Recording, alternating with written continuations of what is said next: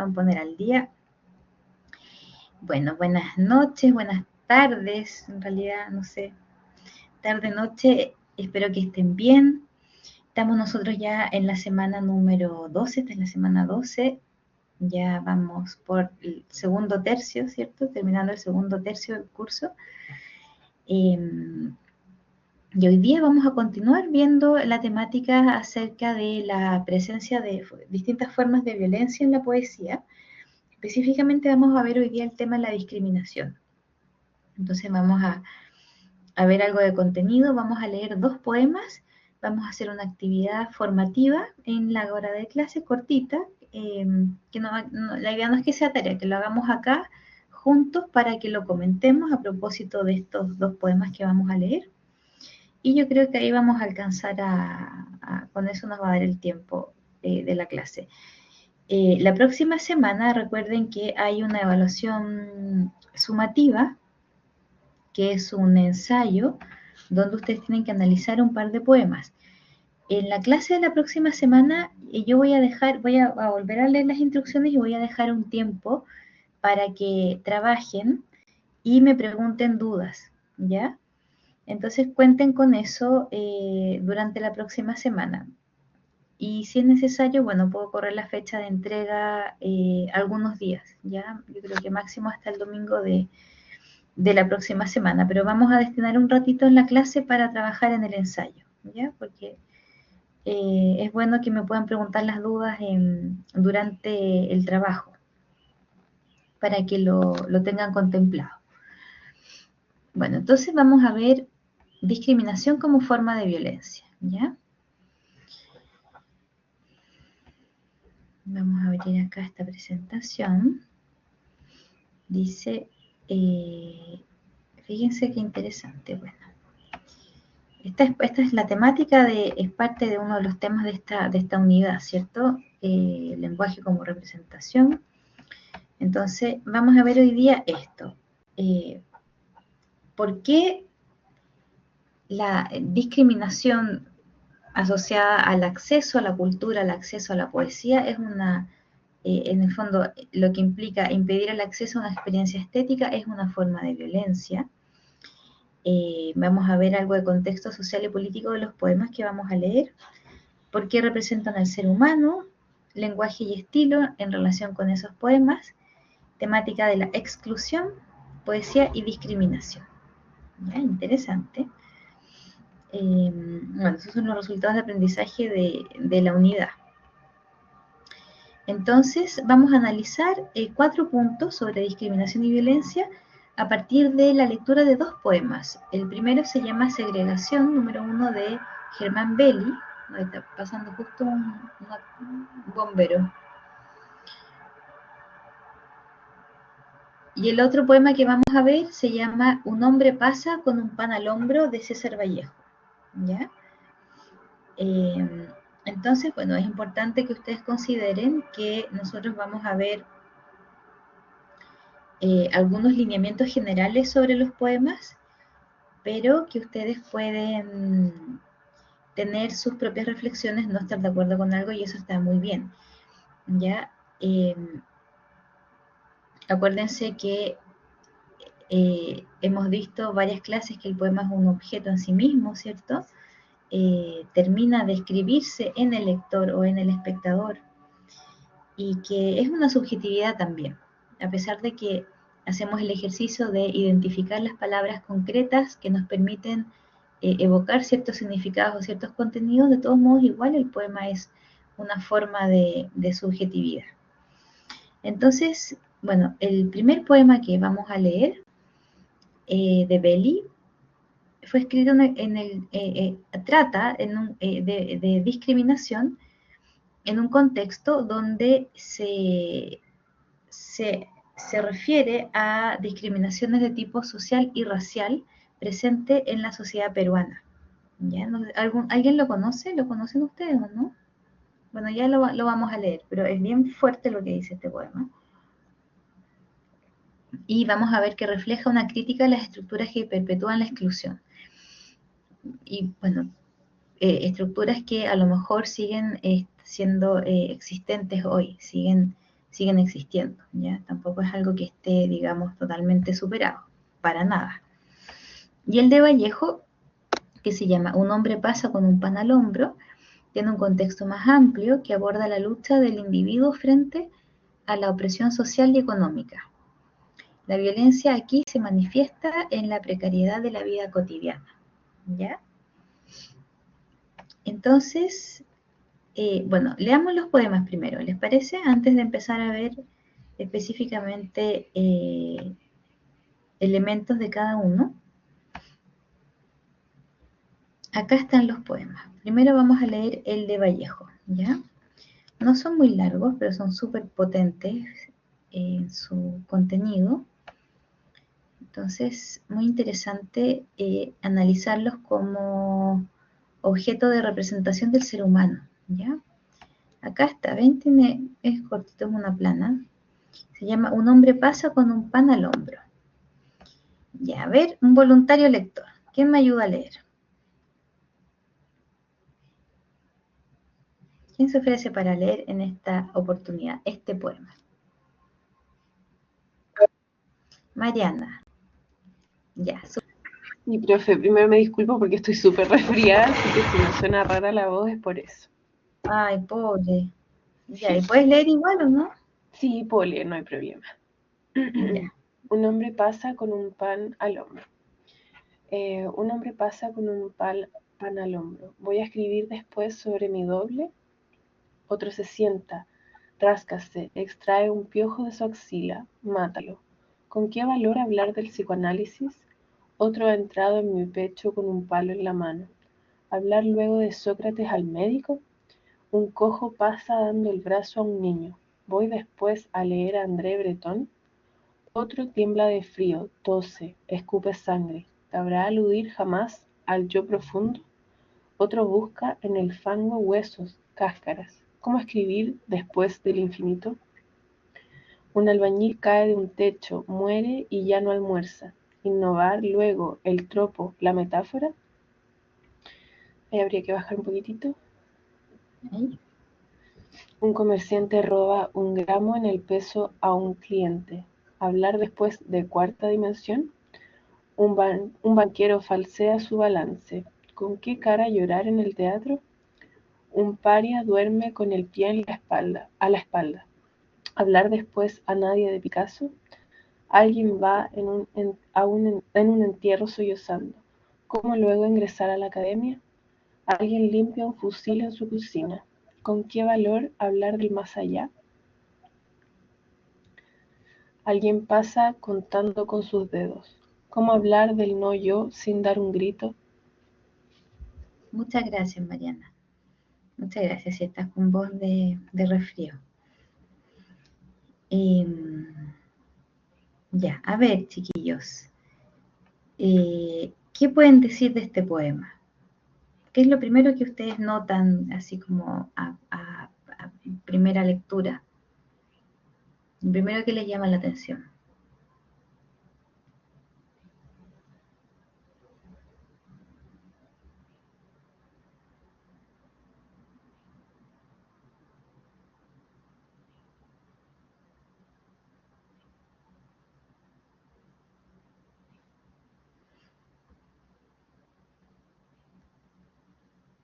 Tiene una estructura bien, bien especial, muy expresiva. A ver qué dice Mariana. Para poder pensar en arte, uno necesita primero tener el estómago lleno. Bien, muy bien. ¿Ya? Son necesidades cubiertas, necesidades básicas, ¿cierto? Ese es como el mensaje de fondo, tal vez, ¿verdad? Eh, Necesidades que están asociadas a alimentación, ¿cierto? A higiene, ¿sí? A vestido, a ausencia de violencia, a buen trato, ¿verdad? Salud, ¿cierto? Eh, Techo, casa. Entonces fíjense cómo va haciendo un contraste en cada descripción de la vida precaria o miserable de algún ser humano, va haciendo un contraste con otra realidad más, entre comillas, elevada, más intelectual o académica, ¿cierto? O artística. Y la forma en que él va expresando estas ideas, claro, a nosotros nos sugiere de manera muy, muy clara que, como dices tú, Mariana, parece absurdo, en el fondo, poder atender a esta intelectualidad, ¿cierto? A la filosofía, al surrealismo, hay André Breton, ¿cierto? Filosofía, Sócrates, psicoanálisis, a las teorías de Freud, cuando no están las necesidades básicas satisfechas, ¿verdad? Cuando hay una lucha por el pan, ¿cierto? Claro, dice otra persona, ¿cierto? Se sienta, rasca, se extrae un piojo de su axila, mátalo. ¿Con qué valor hablar de psicoanálisis? Se fijan que hay en cada verso, en cada estrofa, estos son pequeñas, son muchas estrofas de 2 versos cada una, tienen toda la misma estructura. Hay una descripción de una realidad precaria, humana, y luego una pregunta que choca de frente, que genera un contraste muy fuerte con la idea anterior. ¿Se fijan? Otra entrada en mi pecho con un palo en la mano. Violencia, ¿cierto? Hablar luego de Sócrates al médico. Claro, es como una herida de gravedad, ¿cierto? Violencia. Un cojo pasa dando el brazo a un niño, ¿verdad? Eh, Imagínense la escena, un cojo le da el brazo a un niño, ¿verdad? Precariedad del cojo, precariedad del niño también. Voy después a leer a André Breton. André Breton es el, no sé si fundador, llamarlo fundador, pero es como el pionero del surrealismo. Escribe el manifiesto surrealista, una de las vanguardias importantes del siglo XX. Fíjense, otro tiembla de frío, tose, escupe sangre, o sea, tiene una especie de tuberculosis, o sea, está muy mal, una bronquitis muy, muy mal cuidada.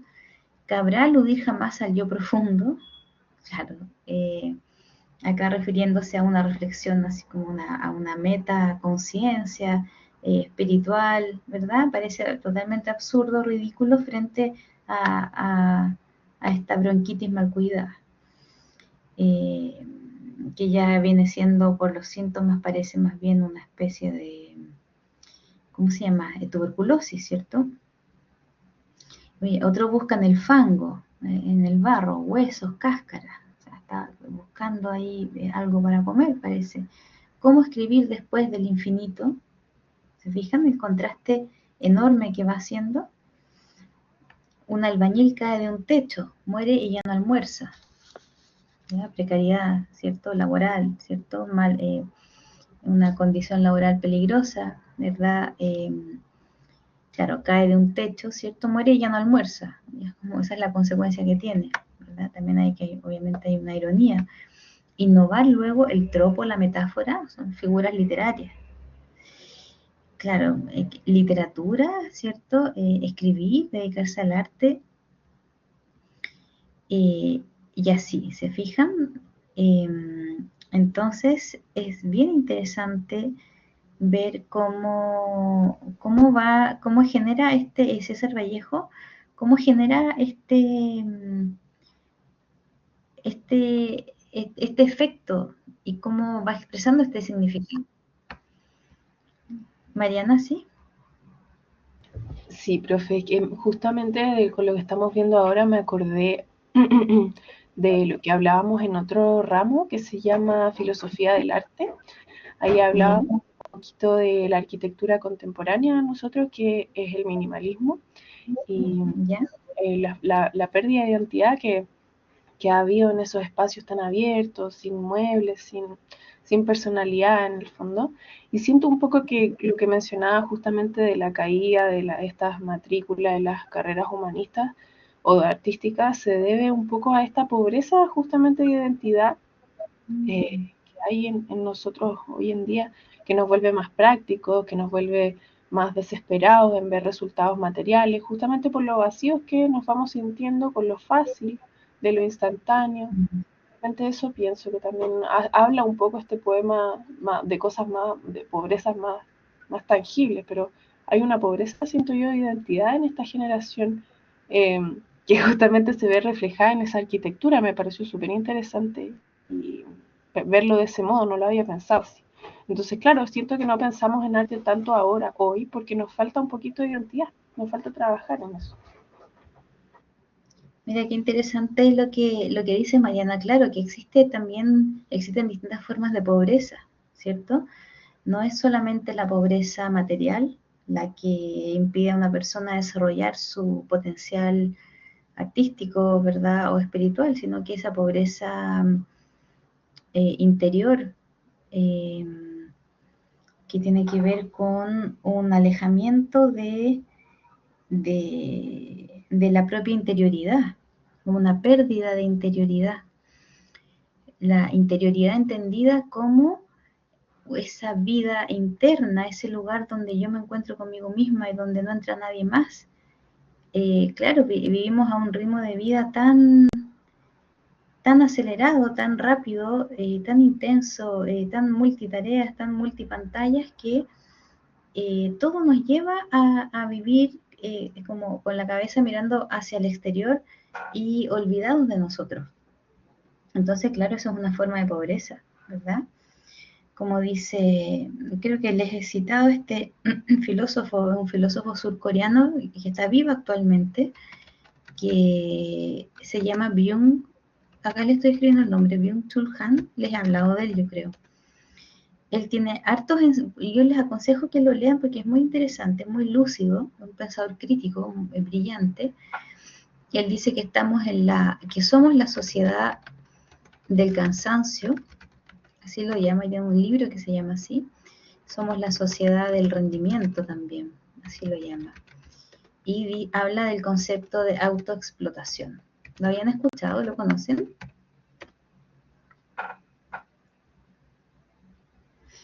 ¿Conocen a Byung-Chul Han? ¿Sí? Exactamente, Pablo. Ah, ya lo conocen, sí. Bueno, tiene que ver con eso justamente, claro. En este sistema de vida, ¿cierto? En el que estamos insertos ahora, frenético, donde uno trabaja todo lo que puede, ¿verdad? Corre, todos manejamos niveles de estrés altos y lo encontramos de lo más normal. Eh, claro, el espacio para desarrollar una verdadera interioridad es cada vez más escaso. Necesitamos en general ir a terapia, en fondo, como para conectar con ese lugar dentro de uno. Entonces es muy cierto lo que dices tú, Mariana, porque, eh, claro, exactamente, mediados por la información masiva, ¿cierto? Eh, lo que crea tendencia, claro. Entonces, bueno, acá César Vallejo, la descripción que hace es específicamente una precariedad material, ¿verdad? Pero, pero el contraste que hace es con también, en el fondo, una precariedad material que además va de la mano con una pobreza espiritual, ¿cierto? Con una imposibilidad de acceder a la cultura, de acceder a bienes de carácter intelectual y material. ¿Se fijan? Pablo, sí.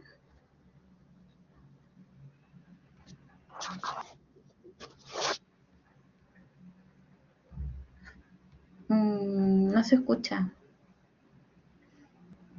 Ahí parece que está mi Ahí computador sí, un poco malo. ahí Estábamos sí. hablando el otro día, la profe de Filosofía de la Educación, en cómo la mitología, cómo la literatura mitológica puede decir más no más de la realidad, sino más de darle un enfoque más elevado a la humanidad o la historia de la humanidad que lo que la ve la realidad plana o la realidad del hombre, ¿no?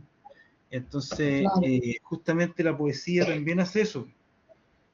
La poesía, así como lo dice Vallejo, que es como, en realidad es una construcción súper bella porque además por ejemplo, de describir cuando dice otro se sienta, ráscase, extrae un piojo de su axila, mátalo. Es algo muy, demasiado real, demasiado real que existe, tiene que existir alguien con un piojo en la axila o en la oreja, no sé, y muy, muy real, pero cuando lo presenta en un poema, lo dice como debería, o sea, esta literatura está súper cercana a la realidad, porque lo dice como lo podría decir quizás otra persona. Claro.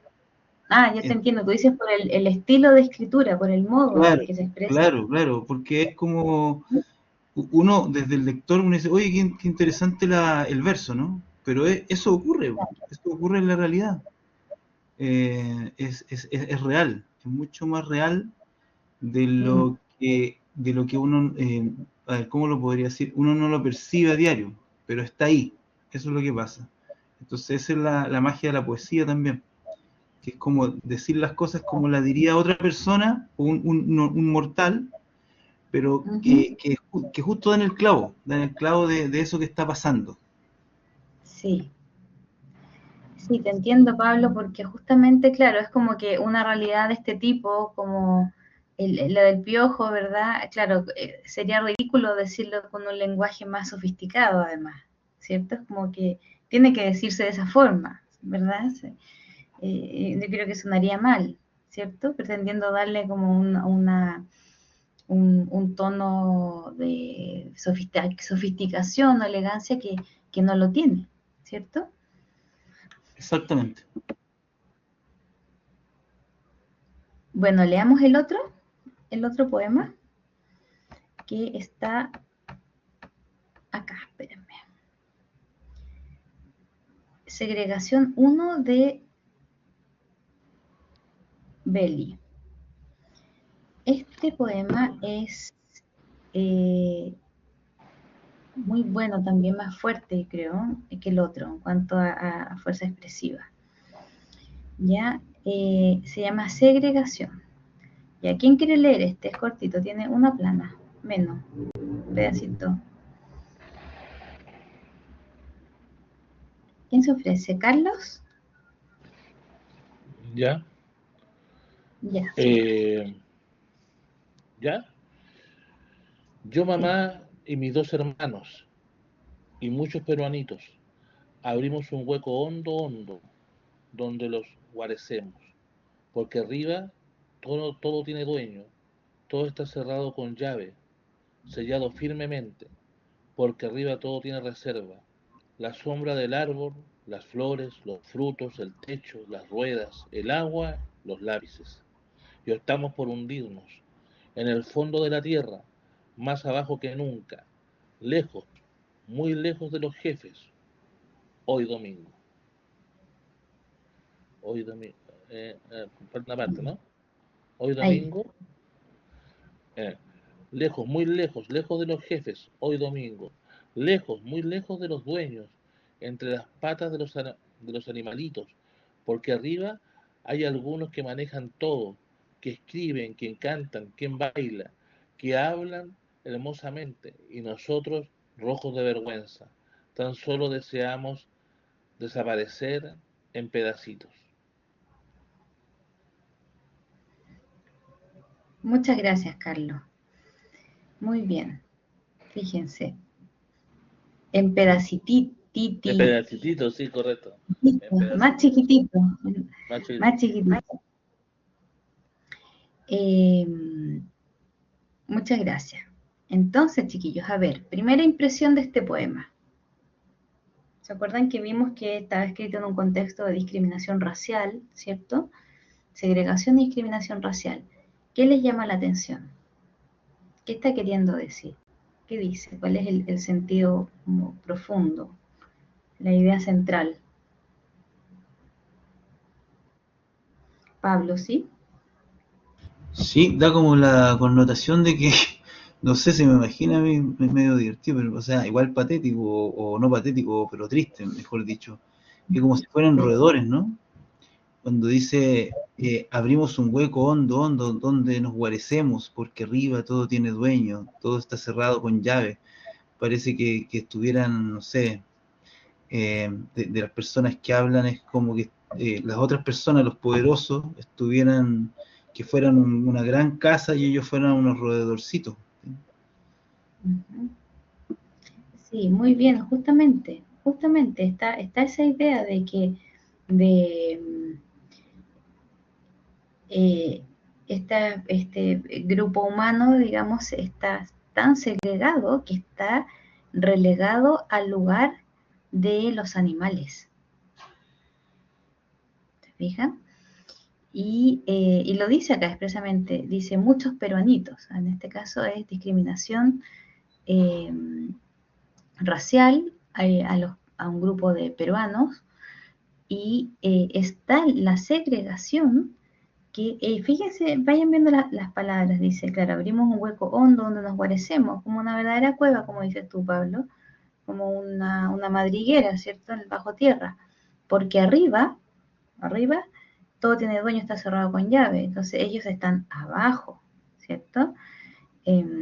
Arriba todo tiene reserva, dice la sombra del árbol, las flores, los frutos, el techo, las ruedas, el agua, los lápices, o sea, es como que no son parte del mundo humano, y optamos por hundirnos en el fondo de la tierra, más abajo que nunca, lejos, muy lejos de los jefes, o sea, son los últimos obreros de algún lugar.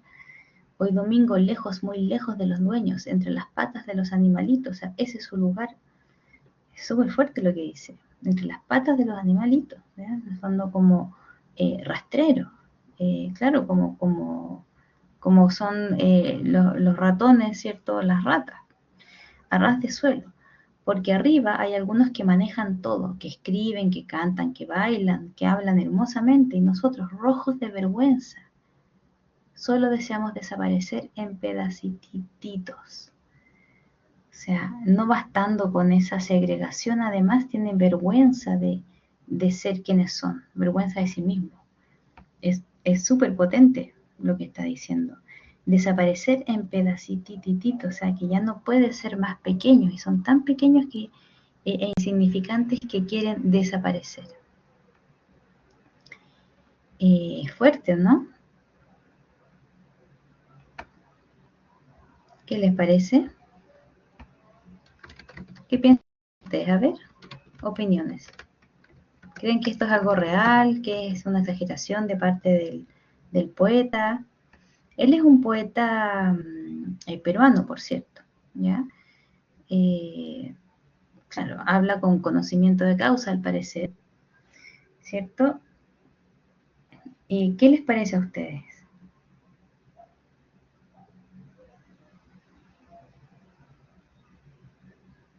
¿Qué impresiones les deja? ¿Qué emociones les evoca ese poema?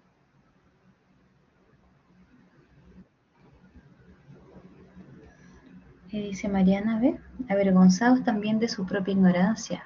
No pueden cambiarlo, claro, sí. Claro, avergonzados de ser quienes son, ¿cierto? En todo sentido. No veo intenciones de querer hacerlo tampoco, ignoran que ignoran, claro. Como falta de, tú dices, como de conciencia de sí, en el fondo. Claro, no hay lucha, ¿cierto? Podría haber una actitud por lo menos a lo mejor de rabia o de rebeldía, algo que dijera internamente hay un rechazo a esta situación, pero es como, tal como dices tú, hay una resignación, claro, como una aceptación absoluta de esta situación, ¿cierto? Fuerte. ¿Creen ustedes que esto puede ser real o no? ¿Que existen realidades humanas así? ¿O que han existido en la historia o no? ¿O es una exageración absoluta? ¿Es real, dicen ustedes? Claudia, Pablo, es muy real. No sé si ocupar la palabra real, que está tan manoseada. Sí, no sé, verdadero. O si acaso ocurre o no, ¿cierto? Ocurre en muchas partes del mundo, desde la precariedad frente a la discriminación racial en poblaciones o grupos humanos. Sí, yo también pienso que es terriblemente algo que ocurre. Y fíjense que al ser tan descarnada la forma en que el hablante describe esta realidad, esta situación, tiene también un tono de denuncia, me parece, ¿cierto? Porque en el fondo está mostrando algo que no suele, de lo que no se suele hablar, ¿cierto? Porque es feo. Sí, aquí dice Mariana, hay realidades increíblemente tristes y muy cerca de nosotros, claro. Entonces, a lo mejor esto también pasa en Chile, probablemente pasa, ¿verdad? Y ni siquiera sabemos. Fuerte, ¿cierto? Cuando piensa yo en todo esto de los suicidios en el metro, ¿verdad? Que están ahí haciendo campaña para evitar. Me dice, bueno, hay algo y que lleva a alguien a tomar una decisión así, ¿cierto? Nos está ocurriendo en nuestro país cuando unos tildan de atorrantes o parásitos a otros. Claro, justamente. En el fondo hay una actitud humana que está sosteniendo esta realidad, que es, en el fondo es de odio, ¿verdad? Es desprecio hacia el otro. Tiempos de esclavitud y de las imposiciones a los indígenas, claro. Robo de tierras, expropiación, etcétera. Claro, en ese contexto, pero fíjense que igual Germán Belli, él falleció hace poco, en el 2024. Nace en 1927 y habló desde el conocimiento de su sociedad peruana y en el fondo siguió escribiendo hasta poco antes de morir desde algo bastante contemporáneo. O sea, en el fondo, ¿a qué me refiero? A que esta situación que él describe probablemente existe hoy también, ¿me entienden? No es algo tan antiguo en el fondo. Entonces, bueno, tenemos este otro poema.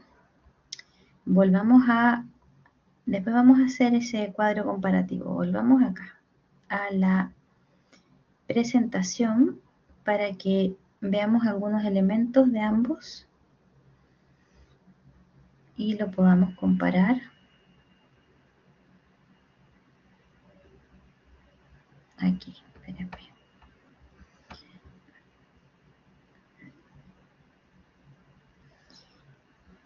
Ya, entonces decíamos, el de Belli, ¿cierto? El último, se relaciona con las divisiones sociales y raciales presentes en la sociedad peruana. Y obviamente el poema refleja una crítica a las estructuras, ¿cierto? Cuando hablar de esto, al referirse de arriba y abajo, ¿verdad? Como el cielo y la tierra, que está sobre el suelo, que está bajo el suelo, o a ras de suelo. Claro, está haciendo alusión a una estructura. Y el de Vallejo, el del pan, ¿cierto? Que un hombre pasa con un pan al hombro, tiene un contexto más amplio, ¿verdad? Sí, se refiere a la lucha del individuo frente a la opresión social y económica, como el tema de fondo. Y la violencia sería la precariedad de la vida cotidiana, ¿cierto? Es una precariedad que contrasta con la sofisticación intelectual y espiritual y artística, ¿verdad?, de otros. Entonces, vamos viendo. Sobre el tema de la representación del ser humano, el poema de Belli, ¿cierto?, presenta al individuo como víctima de un sistema que lo margina. El de Belli era el último que leímos, acuérdense, Belli, el de los peruanos, ¿ya? Su voz poética expresa una profunda tristeza por la segregación que sufre. La voz del hablante, ¿cierto? Porque habla en primera persona, ¿se fijaron? Y simboliza a aquellos que son invisibilizados. El de Vallejo, por su parte, representa al trabajador común, cuya dignidad es constantemente menospreciada, ¿ya? Por su vida su situación laboral, de salud, ¿cierto?, de vivienda muy precaria. Su lucha diaria es un reflejo de violencia estructural también, ¿ya? O sea, en ambos poemas eso tienen en común. Hay una violencia estructural, o sea, hay una denuncia, una expresión de una violencia que es estructural. Y cada personaje que aparece es un ser humano que padece un sufrimiento que nos invita a reflexionar, ¿ya? Entonces tienen eso en común ambos. Sobre el lenguaje, podríamos decir que el de Belli usa un lenguaje que es directo, es contundente, tal vez más, usa palabras más fuertes, quizás más descarnadas, ¿cierto?, para transmitir el dolor de la segregación. Creando esta imagen que decías tú, Pablo, claro, de un animal rastrero. Y eso es muy violento, porque estamos hablando de personas.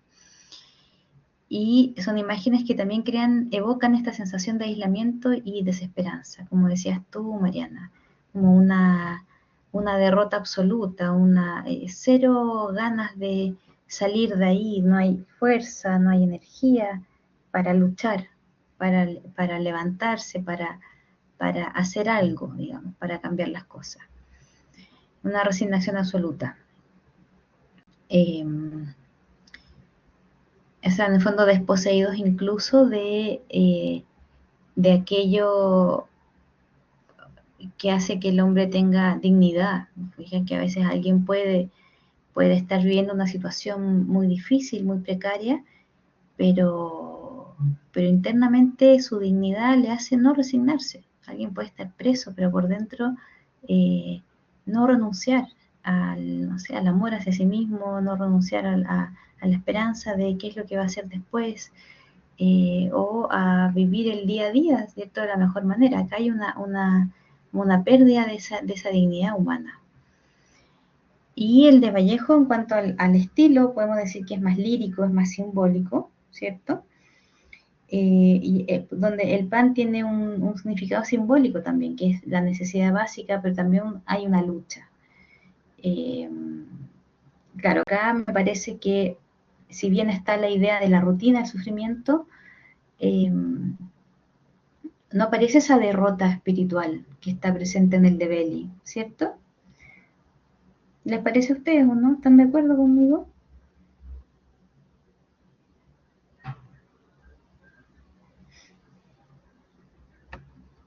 Que en el Vallejo no está esa idea como esa resignación, tal como roto, quebrado en el fondo por dentro. Pablo, ¿sí? Sí, como Vallejo tiene como viéndose usted, tiene quizás presenta una lucha, una resistencia. Y Belli es como ya algo que está ahí presente, inevitable, y es como que se acepta esa dinámica, ¿no? Esa estructura. Sí. Sí, yo pienso que sí, que está, en el fondo hay una diferencia sutil, ¿cierto? Pero que igual es importante. Como que hay niveles, ¿verdad? De precariedad. Claro, exacto. Eso es, Mariana, hay una protesta implícita, ¿cierto? Justamente en ese contraste hay un reclamo, o sea, claro, preocupado de esta hambre, de esta mala salud, claro, ¿cómo se va a preocupar de lo otro? Exactamente, con la pregunta está haciendo hay una queja, ¿verdad? Entonces esa queja es una forma de conciencia de la propia dignidad. En el otro poema, en el de Belli, claro, no está esa queja, no hay nada, es como una falta de conciencia del propio sufrimiento, o sea, lo que implica una vulneración de la dignidad más grave aún. Esto es bien increíble, fíjense que, bueno, a propósito de lo que estamos comentando, en psicología ocurre esto. Yo tengo varias amigas que son psicólogas, amigas del colegio que estudiaron psicología, y me cuentan que cuando una persona O sea, claro que hay niveles, o sea, entre los pacientes que pueden llegar a una consulta, hay niveles de patologías, obviamente niveles de sufrimientos, niveles de vivencia, y que el más quizás doloroso e invisible es el de las personas que han padecido sufrimientos grandes, que han cambiado sus vidas, su conciencia, su percepción de sí mismos, y que no tienen conciencia de haber sufrido aquello. Y dice que, bueno, y en el fondo esta situación de padecer algo grave, en el fondo, algo muy doloroso, y no tener conciencia de ello, es obviamente una consecuencia de vivencias de abandono en la primera infancia. La persona no tiene conciencia de sí, no tiene, como que no se ve a sí misma. Es súper fuerte eso, y pasa. Distinto es el que tiene la vivencia dolorosa y reclama, se queja, arma protesta, ¿cierto? Pero tiene la conciencia de lo que le pasó. Más grave es el que no se ve a sí mismo. O sea, hasta, ¿me entienden o no? ¿Qué intento explicar? ¿A qué me refiero? Es como una despersonalización, en el fondo, que el abuso vivido fue tan grave que lo despojaron de sí mismo. Y eso es muy fuerte y pasa, y en general se ven en terapias, en niños, en personas que vivieron, claro, abusos fuertes de abandono, vejaciones de distinto tipo en la primera infancia, y que empezaron un proceso de disociación de su personalidad desde muy temprano, y no han logrado conectar en el fondo consigo. Exactamente, Mariana, sí, eso es, como enterrar su identidad. Súper, súper fuerte. Entonces, bueno, hay niveles, ¿verdad? Niveles de sufrimiento. Entonces, sí, es triste. Sí. Mira qué interesante eso, Mariana, que dices tú, quizás para protegerla también. Claro, ¿por qué ocurre eso? Dicen que es un mecanismo de defensa. En el fondo, que la persona, claro, adapta su forma de ser, su personalidad, para sobrevivir, ¿cierto? Sí, pero es bien triste, es cierto. Y bueno, sobre la temática de la exclusión, podemos decir que el poema de Belli representa la exclusión como una forma de violencia psicológica, ¿cierto? Que afecta a individuos y a comunidades enteras, ¿verdad? Familias, grupos de familias más grandes, y critica cómo esta segregación está normalizada también, que habla de los jefes, ya habla como de los que están en el mundo, los que van a fiestas, los que bailan. Y es cierto, está normalizada esa segregación. Y luego el de Vallejo presenta la exclusión que se manifiesta en el día a día, en cosas cotidianas, en cosas pequeñas, ¿cierto? En la vida de una persona que, a pesar de esforzarse a diario por sobrevivir, sigue siendo ignorado por una sociedad que no valora su trabajo. Claro, y por una sociedad a la que no le importa su precariedad, la precariedad de su salud, la precariedad de la inseguridad, a lo mejor laboral, ¿cierto? Y eso es muy cierto, fíjense, y también es muy triste. Entonces, bueno, la poesía puede ser una herramienta, esto en síntesis, una herramienta de resistencia, ¿verdad? Porque imagínense que un poeta nacional haga una publicación de un poema como el de Belli, ¿cierto? Y lo dé a conocer, claramente eso es una forma de resistencia, ¿verdad? Está generando conciencia, está impulsando a los lectores a que hagan un cambio de conciencia o una toma de conciencia para generar cambios en la conducta también. Entonces, en ese sentido, hay que decir que el poema puede servir para visibilizar injusticias de raza, de género, de orientación sexual, de clase social, etc. No es que tenga siempre que tener una utilidad, pero puede también usarse así, ¿ya? Y eso es lo que se conoce también como poesía comprometida, y es la poesía que sirve, entre comillas, a alguna ideología o algún fin. Es un tema controversial porque hay estudiosos de literatura que plantean que la poesía no debería tener jamás un fin. Pero bueno, el hecho es que existen poemas que denuncian situaciones de abuso, de sufrimiento, y eso genera un efecto que es más bien positivo en el lector, ¿verdad? Porque ayuda a tomar conciencia.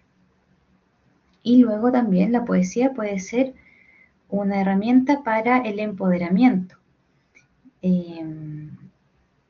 del lector, ¿cierto? O de un grupo de personas, porque ofrece una plataforma, un sustrato, ¿cierto? Un soporte para que puedan ser escuchadas las voces de los que han sido silenciados también.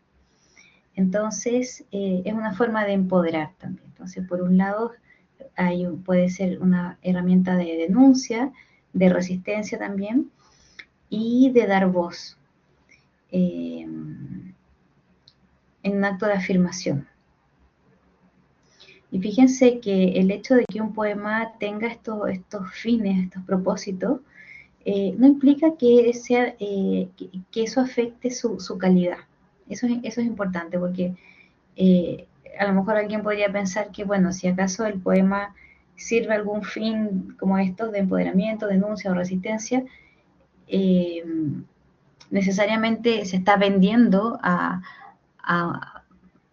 un para qué, a una utilidad, y eso va a mermar su calidad poética, va a mermar su conexión con la poesía, volviendo al concepto de Octavio Paz, pero parece ser que no ocurre así. En el fondo, el poema que sirve para resistir, para denunciar, para empoderar, de igual forma, si está bien escrito, si es un buen poema, se conforma como poema y contiene poesía.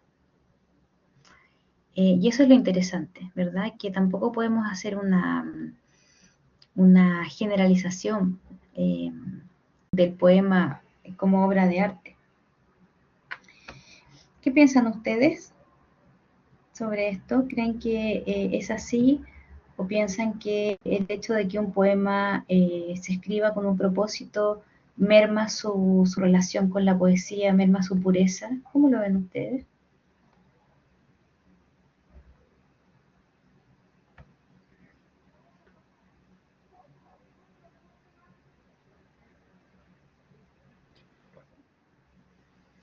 A ver, ¿qué dice Pablo? ¿Piensas que muchas personas o grupos humanos que aceptan una realidad impuesta, estructural, por ciertas castas o grupos parcializados de la sociedad, pero cuando uno igual pretende cambiar su realidad o sacar la voz, es mal visto, pues hay un miedo? Sí, tienes razón, también hay un acto de valentía, ¿cierto?, de parte del poeta al hacer estas denuncias, ¿verdad? Porque, claro, la verdad incomoda, ¿cierto? Sobre todo si él está haciendo una denuncia de una violencia estructural. Claro, si yo estoy en esa estructura, estoy arriba, ¿cierto? Soy de los que bailan, los que cantan, por supuesto que me va a molestar leer una cosa así, ¿verdad? Es cierto. Y Mariana, ¿qué ibas a decir tú? Sí, profe, no, iba a decir que en realidad para mí la poesía es propósito, es idea, debe adoptar algo, una bandera, o sea, no necesariamente una bandera, pero debe ser consecuente al transmitir la idea, Sí. a modo general. Ahora bien, no sé si eso deba ocuparse necesariamente o volverse instrumento de una ideología. Ahí siento que podría volverse un poco útil, ¿no? Y no tan artístico, sino más bien un instrumento. No siento que deba de esa forma, pero sí es trabajada de manera honesta y humilde para transmitir una idea, manera se está logrando, se está haciendo poesía. Sí, sí, mira qué interesante verlo así. Eh, te encuentro razón, que en el fondo ningún poema es, entre comillas, inocente, ¿cierto? Siempre se escribe con un propósito, lo hemos visto, y eso no se contradice con lo que hemos visto otras clases, que eh, siempre tiene un fin, el poeta, el escritor formador, educador, ¿cierto? O denunciador, ¿verdad?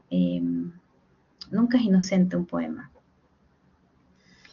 Y Cristian, ¿qué querías decir tú?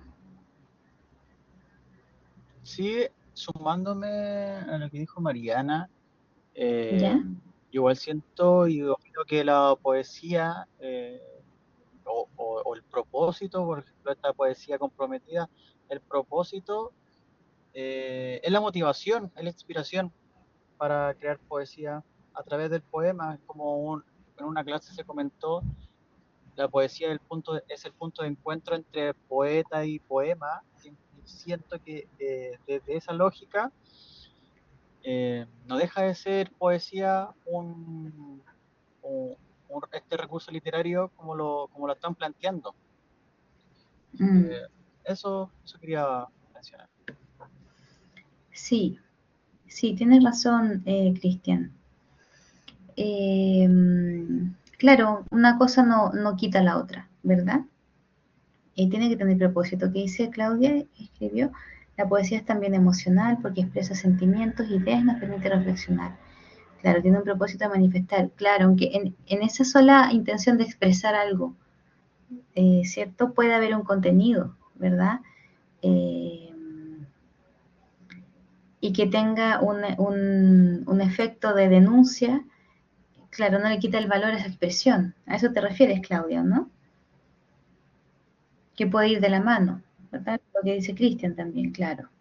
Sí, Carlos, en la mano levantada. Sí, lo que yo creo sí, que cuando la poesía es demasiado sectaria y es demasiado instrumentalizada, pierde la universalidad.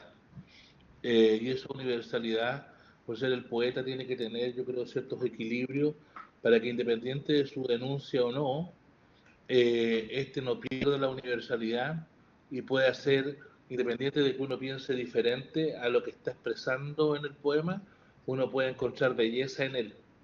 Cosa que hace muchas veces pasa que es tan sectaria, es tan denunciante, es tan instrumentalizada que se pierde la posibilidad de creer que, o se pierde la posibilidad de tener esa poesía como una, encontrarle la belleza al poema o encontrar la belleza, la profundidad que está expresando, independiente de lo que se piense. No sé si me explico. Sí, te entiendo. Yo creo que en casos, claro, donde yo creo que puede haber casos en los que quizás en el fondo sí, el poema de Frentón está al servicio de una ideología y eso es muy evidente, y se antepone esa ideología por sobre la estética, ¿verdad? Claro, puede ser que un poema deje de serlo, en el fondo, o que exista un texto que pretenda ser poema, ¿verdad? Y que en realidad no lo sea y sea propaganda, ¿verdad? Sí puede ocurrir también, yo creo que existe también eso. Pablo, ¿sí? Sí, yo no creo mucho en la universalidad, o no sé si la palabra es creer, pero pienso que la poesía, ya que pertenece a un autor, ya a un intelecto puntual, ya a una realidad puntual, denuncia la injusticia o hace eco a las críticas a las atrocidades cometidas por el hombre, sin duda desde la palabra, que encierra significados significantes y que encuentran en nuestro intelecto un resultado tanto estético, pero también como una verdad. Entonces, dudo, por ejemplo, que Neruda o De Roca, no sé, o Gabriela Mistral hayan tenido una intención quizás de universalizar o de quizás decir, no sé, voy a escribir X poema o X trabajo pensando pensando en el otro o en el universo. No, yo creo que el poeta escribe desde su yo, desde su universo, desde su realidad, y justamente desde su realidad y desde lo que le hace, desde lo que le hace sensible, ¿no? Entonces, son realidades muy distintas, son mundos muy distintos, pero que a la vez, a través de la palabra, se hacen universales, porque son, por nuestro propio mecanismo de intelecto, las hace universales, por nuestra simple aprehensión, como se puede decir. Pero yo creo que es muy difícil encontrar que un poeta, o sea, que el acto poético después, claro, se hace universal y todo, pero el ejercicio poético de un poeta en sí, por ejemplo, que escriba, no sé, de las injusticias del apartheid o del, no sé, de la discriminación contra la mujer o contra los niños o contra las minorías sexuales, tenga en el acto de escribir la idea de decir o pensar que me tengo que marginar o que tengo que autocensurarme desde alguna posición mía política. Siempre el poeta va a mostrar esa posición política porque es un animal político. Entonces, es también no sé si un instrumento, porque el instrumento es como un poco una caricatura, pero la palabra también es una herramienta política, es un articulado político, el texto. Sí. Pero, profesor, yo tengo ahí una discrepancia porque en el fondo yo creo que no hay ningún poeta, ningún artista que no piense cuando está haciendo su obra en trascender. Eso, eso creo, ¿cómo se llama? Que no es así. Yo creo que todo poeta, todo artista en general, su obra siempre está pensada en trascender. Y bajo esa premisa, por eso que independiente de que uno pueda pensar, Bob Dylan, que le dieron el premio de literatura, el premio el Nobel de literatura, ¿por qué no pensar? El otro día escuchaba a una persona que decía, ¿por qué no pensar que Silvio Rodríguez podría perfectamente con su poesía llevar a la música también darle un premio Nobel?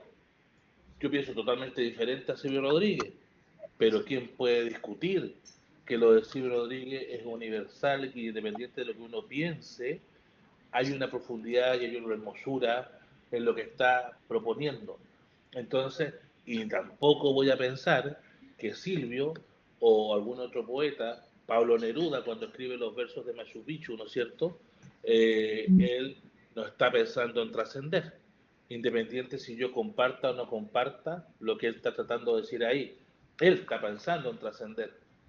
De hecho, el artista, la búsqueda es su trascendencia.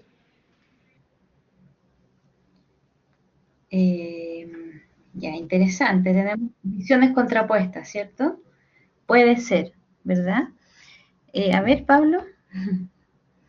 No, lo último, yo desde mi súper humilde microscopio universo, cuando yo he escrito algún verso, o sea, mi acto inconsciente o mi acto consciente también, o sea, ahí en la mitad puede ser también, uno está escribiendo desde su sensibilidad. Ahora, si eso trasciende, yo creo que si eso se da por añadidura, si el poema es bueno, si el trabajo es bueno, si el trabajo es fidedigno y no es una copia barata de algún otro excelente poema o cosas así, no sé, pero yo pienso, claro, la trascendencia va después ya de quién lo lee o qué tan buena calidad es tu trabajo, pero obviamente que no es es, por añadidura, yo creo.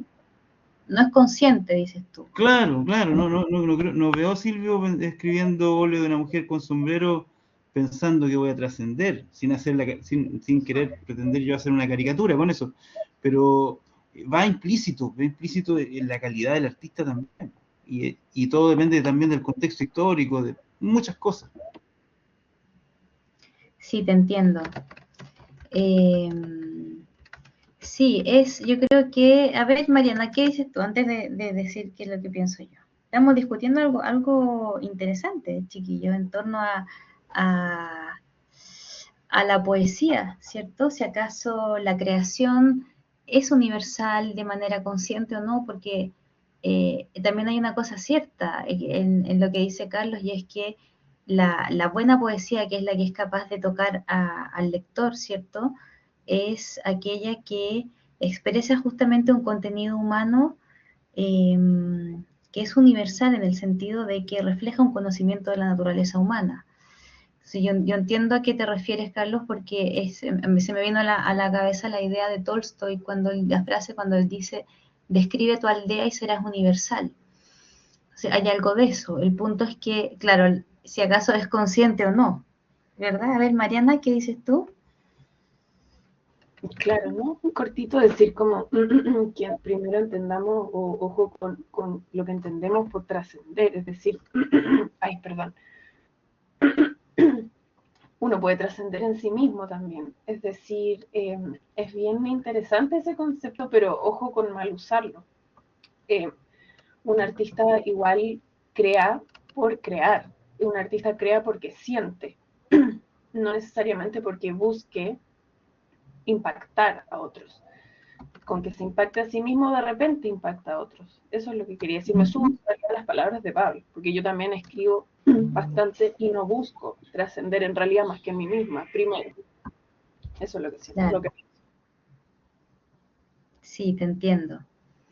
Ahí con lo que tú dices, me acordé de lo que dice Rilke, cuando dice, perdona, Carlos, cuando dice en la primera carta de Carta a un joven poeta, cuando el poeta Capus le pide consejos acerca de su poesía, si es buena o no, él le dice que no le puede aconsejar, que solamente su poesía va a ser buena si es que es original, si es que nace de sí.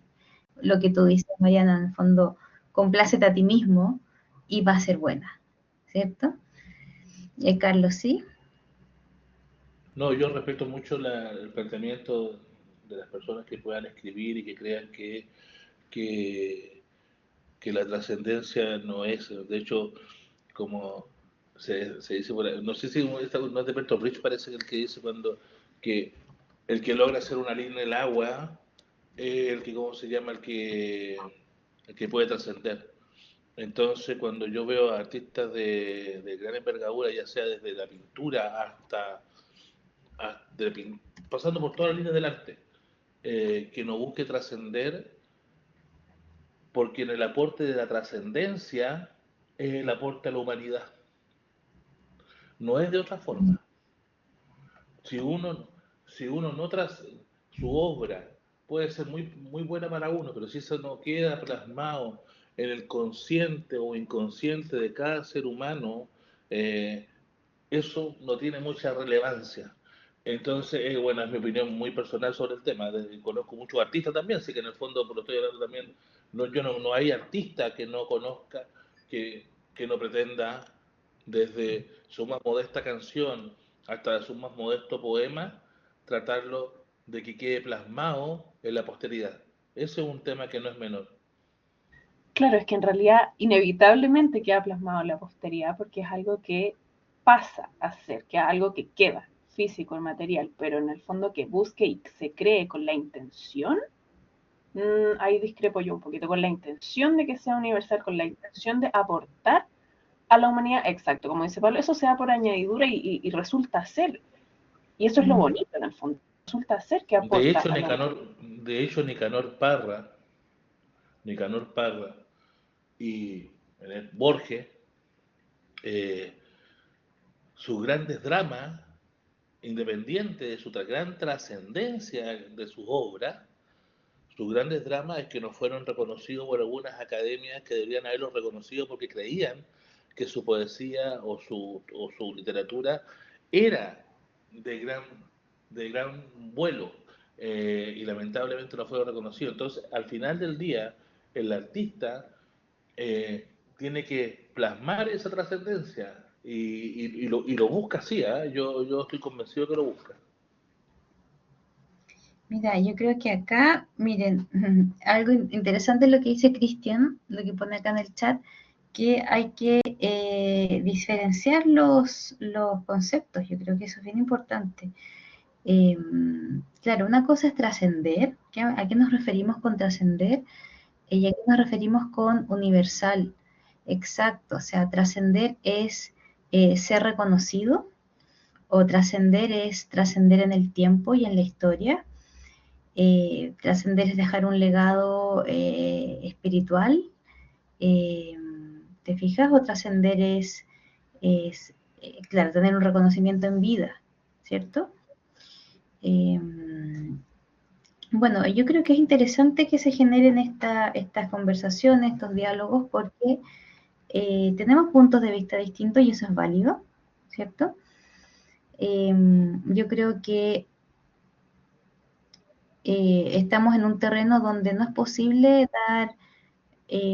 hacer como afirmaciones absolutas. Yo creo que ahí uno se puede equivocar, en el fondo decir esto siempre es así o esto nunca ocurre así. Es válido. Yo la verdad que honestamente tampoco tengo no tengo la verdad, una respuesta absoluta. Sí, creo que es efectivo, ¿cierto? Distinguir los conceptos, como dice Cristian. Yo creo que eso nos puede ayudar a esclarecer la duda, porque creo que en el fondo nos referimos a lo mismo. ¿Sabe? Una cosa, Chiquito, profesor, antes de terminar. Yo creo que el sí. problema que tenemos hoy día en la sociedad en general es que por tratar de ser políticamente correcto, no reconocemos las cosas que son totalmente evidentes. Supongo que ayer tenemos una clase de ética, y en la clase de ética nosotros nos basamos en Aristóteles. Y Aristóteles decía, simplemente el que puede discernir, el que tiene sentimiento, es el ser racional.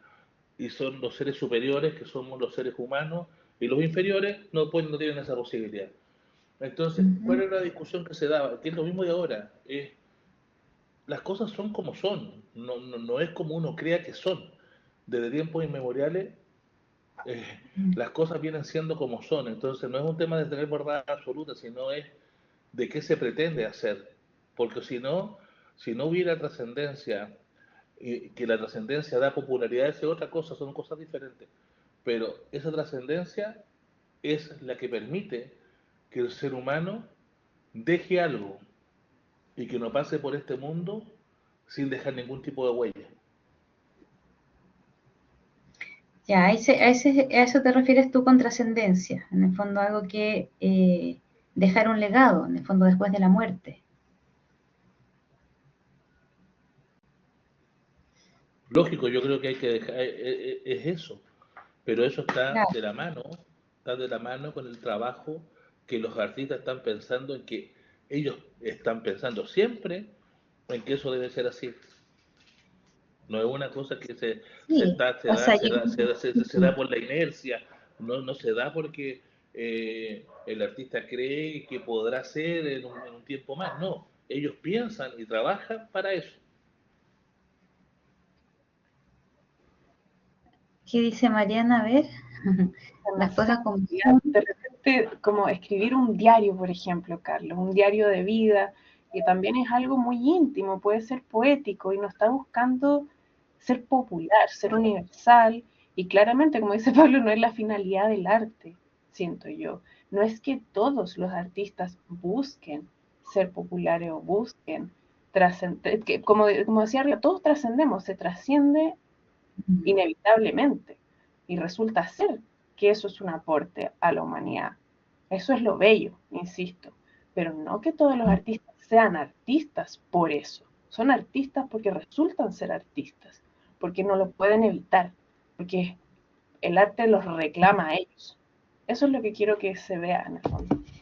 No porque, y eso resulta ser popular porque eso, claro, es bello, pero eso se puede ver justamente como Borges no ganó. Ah, claro, es que claro, si dices que no todos trascendemos, ahí tenemos una discrepancia bastante importante. Llegamos al quid del asunto. Distintos conceptos de trascendencia, Ahí ¿cierto? está, claro. Pero ve que interesante dialogar, porque así uno puede, ¿cierto? Con respeto, hay que aprender a conversar, porque cuando uno finalmente escucha y escucha, termina por comprender, ¿verdad? Porque el otro argumenta lo que dice, y llegamos claro, en este caso, claro, tenemos un concepto de trascendencia distinto, ¿verdad? O sea, están expresando el término de trascendencia en distintos términos, de distintas formas. Entonces, bueno, por la hora, chiquillos, no podemos seguir extendiendo, ¿no? Yo quería Vamos a suspender esta conversación y la vamos a continuar en otro momento, ¿ya? Yo quería que hiciéramos esto, pero no vamos a alcanzar ahora. Es una comparación entre ambos poemas. Háganlo ustedes, aunque sea para sí mismos, ¿ya? Si quieren lo hacen acá y lo entregan, pero no es una tarea con nota, ya está pensado como una actividad en clase. Quiere hacer un cuadro comparativo entre ambos poemas, ya, pero se los dejo ahí a su libertad porque no quiero cargarlos con más trabajo del que ya tienen, ya, porque no es una evaluación formativa que es como parte de la metodología. Pasemos la lista, ¿les parece? Aquí. Ya, David Adasme, que tengo que hacer una clase al tiro después, entonces no me puedo atrasar. David está. David lo veo conectado, lo voy a poner. María Raquel Gómez. Ahí está. Cristian Gutiérrez. Claudia Hernández. Presente, profesora. Pablo Herrera. Maximiliano Lazo.